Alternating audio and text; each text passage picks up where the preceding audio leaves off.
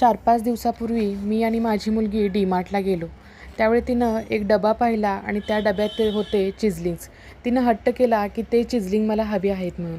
तिला म्हणलं, एवढं महागाचं विकतचं चिजलिंग घेण्यापेक्षा मीच बनवते घरामध्ये चिजलिंग्स. चिजलिंग्स करायला अगदी सोपे आहेत, अगदी कमी साहित्यात बनतात.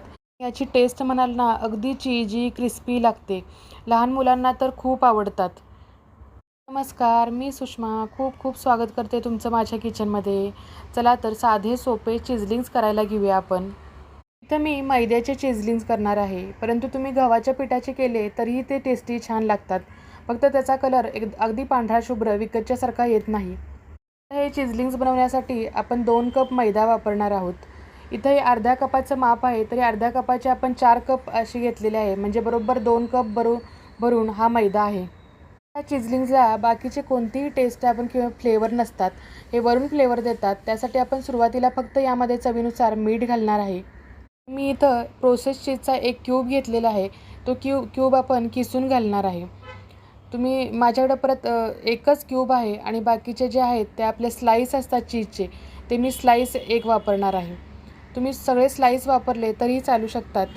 स्लाईस असतं ते जास्त चांगलं ह्याच्यामध्ये मेल्ट होतं, त्याचा फ्लेवर जास्त चांगला येतो. त्यामुळे तुमच्याकडे जर जास्त स्लाईस असतील तर त्याचा वापर तुम्ही करू शकता. स्लाईसही मी किसणीवर किसून घेतलेला आहे, म्हणजे एकसारखं सगळीकडे पिठामध्ये मिक्स होईल. आता आपण इथं 1 कपासाठी एक क्यूब असं वापरलेलं आहे. तुम्ही जास्तही वापरू शकता, ज्यांना जास्त चीज आवडतं त्यांनी. इथं आपण तूप घेणार आहोत. हे तूपही खूप जास्त मेल्ट करून घ्यायचं नाही आहे.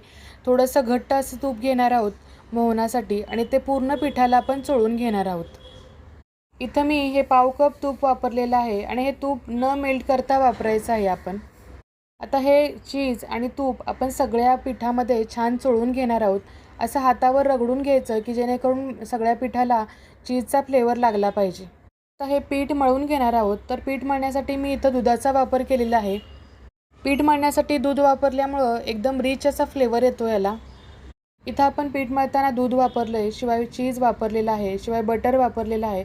त्यामुळे पीठ एकदम छान होतं आणि चिजलिंगही खूप छान चीजी असे लागतात. चपातीचं पीठ मळतो त्या पद्धतीनं तेवढं घट्ट असं आपण पीठ मळायचं आहे आणि 15-20 मिनटं आपण झाकून ठेवणार आहोत.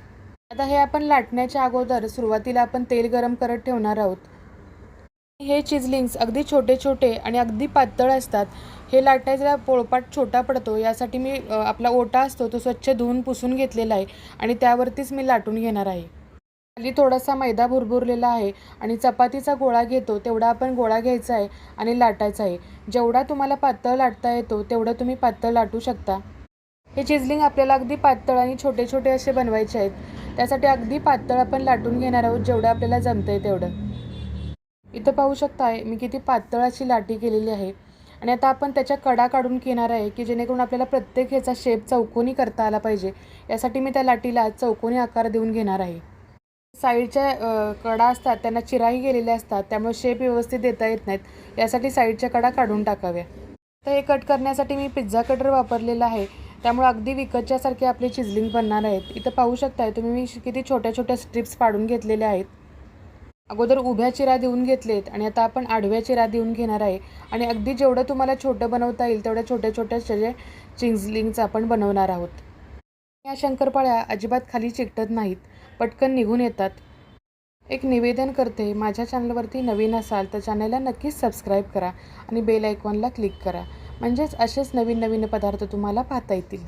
इथे पाहू शकताय पटकन ह्या चिजलिंग्स निघून आलेले आहेत, अजिबात चिकटलेले नाहीत. तेल छान गरम झाले. ह्याच्यासाठी तेल खूप जास्त गरम करायचं नाही, मीडियम हीटवरती आपण तळणार आहोत, कारण की हे आपण खूप पातळ लाटलेलं आहे. शिवाय लगेच तळून लगेच लाल होईल, तर आपल्याला हे लाल करायचं नाही. अगदी गोल्डन रंगावरती आपल्याला याला तळायचं आहे.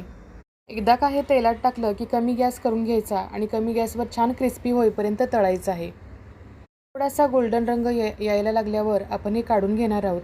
याचा रंग खूप जास्त लालसर नसतो, थोड्याशा पांढरटच असतात, कारण विकतचे जे चिजलिंग्स असतात ते अगदी पांढरटच असतात. थोडे तुम्ही जास्त तळले तरी चालू शकतात. तर क्रिस्पी होईपर्यंत कमी गॅसवर आपण हे तळून घेणार आहोत. लगेच तळले जातात. आपण दुसराही गाणा लाटून तळून घेणार आहे. खूप जास्तही केलेल्या नाही आहेत, अगदी मी फक्त 2 कपाच्याच केलेल्या आहेत. त्यामुळे अगदी झटपट 15 ते 20 मिनटामध्ये माझे हे चिजलिंग बनून तयार झाले होते. याच पद्धतीनं आपण सगळे चिजलिंग्स तळून घेणार आहोत. मला जर यावरती फ्लेवर पाहिजे असतील तर तुम्ही यामध्ये पेरी मसाला घालू शकता किंवा पुदिना पावडर घालून त्याचेही वेगळे वेगळे फ्लेवर देऊ शकता.